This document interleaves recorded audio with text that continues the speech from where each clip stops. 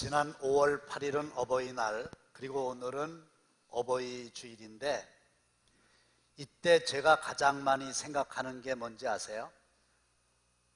부모님 두 분 다, 아니면 한 분이라도 살아계신 자녀들은 참 좋겠다, 그런 생각입니다. 왜냐하면 부모님은 일단 돌아가시면 효도할 방법이 전혀 없기 때문입니다. 아버지는 일찍 돌아가셨고 어머니는 몇 년 전에 돌아가셨는데, 그 이후에 특히 이 5월달 어버이 주간 오게 되면 고향의 봄이라는 여러분들이 잘 아시는 노래를 하루에도 몇 번씩 불렀어요. 오늘도 많이 불렀거든요.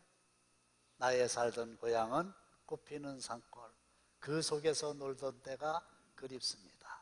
그런데 그 고향이 그리운 게 아니고, 고향의 언덕에 피어있던 꽃이 그리운 게 아니라, 내가 저 노래를 즐겨 부를 때에는 그 고향집에 어머니 아버지가 살아 계셨었거든요. 그때 살아계신 그 부모님이 그리운 거예요. 기독교를 오해하는 사람들 중에 대부분의 사람들은 돌아가신 조상에게 제사도 안 드리는 불효자들이라고 하지만, 사실 우리 기독교는 부모님이 살아계실 때 효를 다하는 종교입니다. 할렐루야. 어떻게 하는 것이 효도하는 걸까요? 첫째로, 효도는 순종입니다. 시작. 자녀들아, 너희 부모를 주 안에서 순종하라. 주 안에서라고 하는 말은 주님을 믿는 기독교인들, 그 중에서도 자녀들은 자기의 부모에게 순종해야 되는데, 그 순종이 바로 효도다, 그 말이에요. 순종이라고 하는 말은 원어로 휘파쿠오라고 하는데, 휘포는 밑에서, 아쿠오는 듣는다, 그런 뜻이니, 쉽게 말씀을 드리면 부모님께 순종한다, 그 말은 내가 위에 있고 부모님이 아래에 계시도록 하고서 무슨 이야기를 하거나 듣는 게 아니고, 내가 부모님 밑으로, 부모님 아래로 내려가서 부모님이 위에서 나에게 하시는 말씀을 잘 듣는 태도, 그게 순종이고요, 그게 효도입니다. 때문에 부모님이 무슨 말씀을 하시면 주 안에 있는 자녀들은 그 부모님의 말씀을 잘 들어야 돼요. 부모님의 말씀 중에 납득이 안 가는, 이해가 안 가는 말씀이 있을 수도 있어요. 그래도 그 말씀을 잘 듣고 이해가 안 되면 행동에 옮길 수는 없겠지만은, 그 말씀을 하신 부모님의 마음이 어떤 것일까를 읽을 필요가 있어요. 그런데 부모님이 무슨 말씀하시면 이치에 맞지 않는다고 비난하고 대들고 반박하고, 심지어는 정면으로 따지고 큰소리치고, 이거는 매월 용돈을 얼마를 드리느냐, 무슨 맛있는 음식을 대접하느냐, 그거와 아무런 상관없이, 조은이도 잘 얘기했어요. 부모님의 말씀을 아래에서 잘 듣는 게, 이게 효도하는 거예요. 이게 순종하는 거예요. 그리고 순종할 때 하나님은 그 가정에 화목을 허락해 주시는 줄로 믿습니다. 어느 마을에 화목하기로 소문난 가정이 있었어요. 모든 사람들이 그 가정을 부러워합니다. 그런데 화목하지 못한 가정에 이제 어르신이, 화목한 가정의 어르신을 찾아가서 어떻게 해서 그렇게 이 가정은 화목합니까? 비결이 뭡니까? 물었더니 그 어르신이 자랑 삼아 내가 하는 거를 잘 보라고, 우리 집이 화목한 이유는 이거라고 그러면서 큰아들을 불러요. 큰아들이 왔는데 40이 넘었어요. 아버지가 말합니다. 큰아들아, 이 동네 어르신 왔는데 이 앞에서 노래도 하고 춤도 한번 춰봐라. 어렸을 때 애들한테 하던 거 아니에요? 근데 40이 넘은 아들이 아버지가 노래하고 춤추라니까 거기서 노래하고 춤추는 거예요. 이번에는 두 번째 아들을 불렀어요. 아들아, 저 뒷곁에 가서 감을 하나 따와라. 감이 익지가 않고요, 새파라가지고 먹을 수가 없어요. 근데 따지지 않고 가가지고 새파란 감을 하나 딱 따가지고 와서 여기 있습니다. 세 번째 아들은요, 기가 막혀. 아들아, 저 외양간에 가서 송아지를 끌고 저 지붕 위로 올라가라. 송아지를 어떻게 지붕 위로 올립니까? 근데 외양간에 가서 송아지를 끌고 오는 거예요. 그리고 사다리를 놓는 거예요. 그리고 끌고 올라가라는 거예요. 아직도 못 올라갔대요. 그런데 그 모습을 지켜본 화목하지 못한 가정의 어르신이 깨달은 게 있죠. 아하! 가정의 화목이라고 하는 것은 이렇게 순종하는 데 있구나. 그렇지요. 자녀들이 부모님에게 순종하는 가정은 화목한 가정이고 그 가정은 효도가 살아있는 가정입니다. 여러분들의 가정이 그렇게 되시기를 주님의 이름으로 축원합니다. 그럼 왜 우리가 부모님께 순종해야 됩니까? 답은 하나요. 이것이 옳으니라. 원문에는 왜냐하면 이것이 옳기 때문이다. 부모님께 순종하는 것은 다른 이유가 없어요. 그 일이 옳은 일이에요. 칼빈은 하나님의 말씀에 비추어서 합당하다는 의미다. 칼바르트는 자녀가 부모에게 순종하는 것은 창조의 질서다 이렇게 얘기했어요. 옳으니라 이 말은 당연하다는 뜻이에요. 배가 고프면 밥을 먹고 5월이 되면 꽃이 피는 게 당연한 것처럼 자녀가 되어서 자기 어머니와 자기 아버지에게 순종하는 일은 당연한 일이니 순종하셔서 화목한 가정 이루시기를 다시 한번 주님의 이름으로 축원합니다. 두 번째로 효도가 뭐냐? 공경하는 겁니다. 다 함께 시작. 다시 한번 하겠어요. 공격하라가 아니에요. 공경하랍니다. 시작. 네 아버지와 어머니를 공경하라. 공경을 해야만 순종을 할 수 있어요. 공경은 부모에 대한 순종의 기초가 되는데 이 공경이라고 하는 말을 히브리어 원어로 카베트라고 하는데 의외로 무겁다는 뜻이에요. 우리의 장기 중에 간이 생각보다 크고 간이 생각보다 많이 무겁답니다. 그런데 이 간이 제 기능을 잃어버리게 되면 생명을 잃게 되는 거죠. 무슨 뜻이냐? 우리의 부모님을 간이 내 생명을 지켜주는 것처럼 내 생명의 본질이다 이렇게 생각하고 가볍게 여기지 말고 무겁게 잘 받들어서 섬겨라 그런 거예요.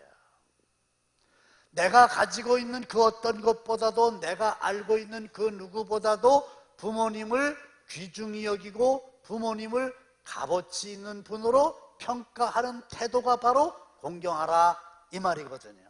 그게 효도라는 거예요. 나폴레옹이 폴란드를 침공했어요. 폴란드의 농촌에 있는 영주가 나폴레옹을 비롯한 이 점령군들을 식사를 잘 마련해 놓고 만찬에 초대했습니다. 그런데 딱 들어가 보니까 이 영주가 가장 좋은 자리 두 좌석을 남겨놓고 정복군 나폴레옹 황제를 세 번째 자리에 앉으시오 그러는 거예요. 부하들이 화가 나가지고 아니 이 나폴레옹 이분이 어떤 분인지 아느냐고 어째서 세 번째 자리에 앉으시라고 그러냐고 화를 냈죠. 그랬더니 그 영주가 대답합니다. 첫 번째 좋은 자리는 아버님이 앉으셔야 될 자리고 두 번째 좋은 자리는 어머님이 앉으실 자리입니다. 나라에서는 황제가 최고의 어른이시지만은 집안에서는 아버지, 어머니가 최고의 어른이십니다. 근데 지금 저는 집안에 있지 않습니까? 그러니까 황제님은 세 번째 자리에 앉으시는 게 옳습니다. 그랬다는 거예요. 그때 이 말을 들은 나폴레옹이 영주의 효성에 감탄하고 오히려 칭찬했다. 그거예요.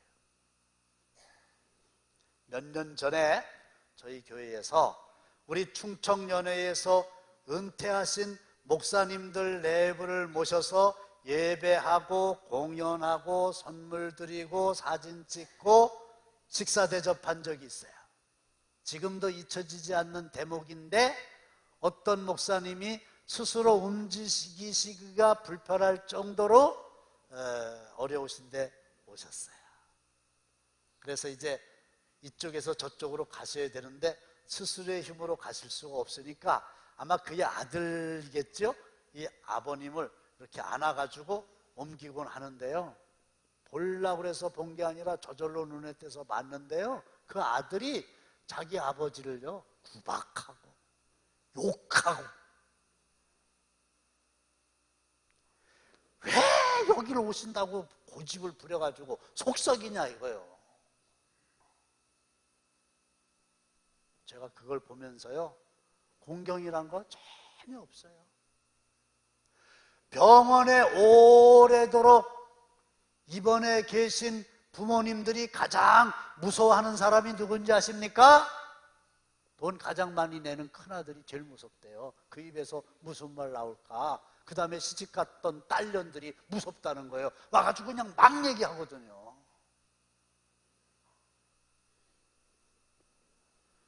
효도는 다시 한번 말씀을 드리지만은 무슨 맛있는 음식을 대접해드리고 용돈을 정기적으로 얼마를 드리고 이런 차원을 넘어서서 부모님을 공경하는 마음의 자세가 있어야 된다는 거예요. 이 부모님이야말로 가장 가치가 있는 분이시고 귀중한 분이시다, 이런 마음이 없으면 거기에서는 효도가 나올 수 없다는 거예요. 근데 이 효도는 첫 계명이라고 그랬어요.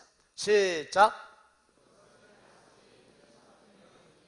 근데 내 부모를 공경하라고 하는 말은 첫 계명이 아니고 십계명에서 보면 다섯째 번에 나오는 다섯 번째 계명이거든요. 근데 왜 첫 계명이라고 했을까요?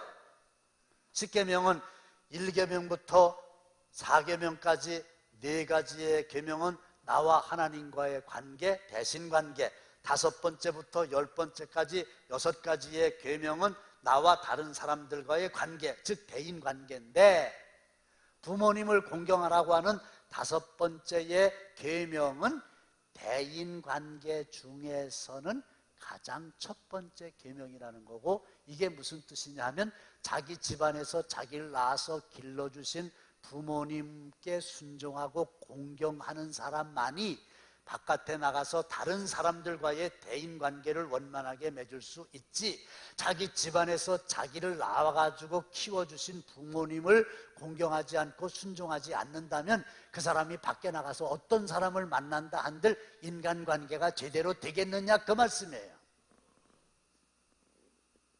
그래서 부모님을 공경하라고 하는 말은 첫 번째 계명인 거예요. 사랑하는 성도 여러분, 낳아서 길러주신 부모님을 공경함으로 효도하는 일이 인간다움의 첫걸음이라고 하는 사실을 깨달으시고 공경하시기를 다시 한번 주님의 이름으로 축원합니다. 그런데 이 효도는 다른 계명과 달리 약속이 있는 계명이에요. 다섯 번째, 여섯 번째, 일곱 번째, 여덟 번째, 아홉 번째, 열 번째, 이거는 하지 말아라, 하지 말아라, 하지 말아라, 하지 말아라, 하지 말아라 이거지. 해라, 이거는 다섯 번째 계명, 공경하라, 이거 하나밖에 없어요. 그리고 만일에 너희가 부모님을 공경하게 되면, 효도하게 되면 이로써 내가 잘 되고 땅에서 장수하리라. 그래가지고요, 특별히 요 다섯 번째 계명, 부모님을 공경하라고 하는 계명에만 약속이 있어요. 인센티브가 있어요. 요걸 잘하면 내가 내가 잘 되고 땅에서 장수하는 복을 주리라. 할렐루야. 그래서 부모님을 잘 섬기는 것은 부모님을 위한 것이긴도 하지만은 결국은 내가 하나님의 약속하신 대로 복을 받고 이 땅에서 장수하는 길이에요. 만들어낸, 지어낸 얘기 하나 할게요. 어떤 아버지가 젊은 나이에 아내를 잃고 혼자 몸으로 네 아들을 다 대학까지 졸업시키고 결혼까지 시켰어요. 요즘에 보도를 보니까 아이를 하나 낳아가지고 대학까지 졸업을 시키고 졸업시키는 데까지 3억이 든대요. 그래서 제가 식사 자리에서 어떤 분에게 3억이나 든대요 그랬더니 아이고 목사님 모르는 말씀하지 마세요. 그거 인건비 같은 거는 다 빼고 3억이에요. 4명을 키웠으니까 지금 돈으로 하면 한 12억 정도 이렇게 들어간 거죠. 근데 이제 세월이 흘러가지고 이 혼자 사는 아버지가 중환병에 걸려서 입원을 하게 됐어요. 살 날이 얼마 안 남았어요. 그래서 어느 날 내 아들을 다 불렀더니 며느리들까지 데리고 8명이 쫙 왔어요. 이 아버지가 돌아가실려나 보다. 그리고 이제 긴장된 마음으로, 걱정된 마음으로 왔더니 아버지가 이제 죽을 힘을 다해서 조그만 소리로 의외의 말씀을 하시는 거예요. 얘들아, 내가 살 날이 얼마 안 남았다. 근데 그동안 너희들이 몰라서 그렇지 너희들 키우느라고 빚을 5억 5천이나 졌다. 아이고 너무 많아이죠? 내가 죽을 걸 생각하니까 죽고 난 다음에 돈 떼먹었다 소리 할 거 아니냐. 난 그 소리는 듣기가 어려우니 내가 죽고 나서라도 그 5억 5천 빚진 거를 너희들이 힘을 합해갖고 다 갚았으면 좋겠다. 아유, 저도 너무 황당할 것 같아. 500만 원도 아니고 5억 5천 어떻게 하란 얘기예요. 그러니까 내 아들이 서로 얼굴만 쳐다보고 당황해하는 거예요. 근데 그 중에서 제일 못 사는 셋째 아들이 종이를 주세요. 그러고 5천만 원 이렇게 써서 아버지한테 드렸다는 거예요. 그러니까 나머지 아들들이 서로 눈치 보다가 하나는 3천만 원, 또 하나는 2천만 원, 또 하나는 1,000만 원 이렇게 써서 아버지에게 드렸어요. 갔는데 며칠이 안 지나서 아버지가 아들들을 또 부르는 거예요. 며느리가 또 왔어요. 이번엔 또 무슨 말씀을 하시려고 그러시나. 그랬더니 이제 내가 죽을 날이 얼마 안 남았는데 미안하다. 내가 빚이 5억 5천이 있는 게 아니라 사실은 너희들에게 물려줄 돈이 5억 5천이 있다. 근데 이걸 나눠주고 죽어야지. 그냥 죽으면 너희들끼리 또 불화할지도 몰라서 어떻게 하면 나눠줄 수 있을까 생각하다가 지난번처럼 거짓말을 했다. 근데 아주 공교롭게도 너희들이 써낸 걸 가지고 계산을 해보니까 너희들이 써난 거에 정확하게 5배씩 주면 5억 5천이 딱 맞더라. 그래서 5천만 원 써낸 녀석은 2억 5천 주고 3천만 원 써낸 녀석은 1억 5천 주고 2천만 원 써낸 녀석은 1억 주고 1,000만 원 쓴 녀석은 5천만 원. 아이고 이럴 줄 알았으면 얼마 쓸 걸 그랬어요? 예? 5억을 다 써? 꾸며낸 얘기라니까요. 지어낸 얘기라니까요. 그렇지만 교훈이 뭐예요?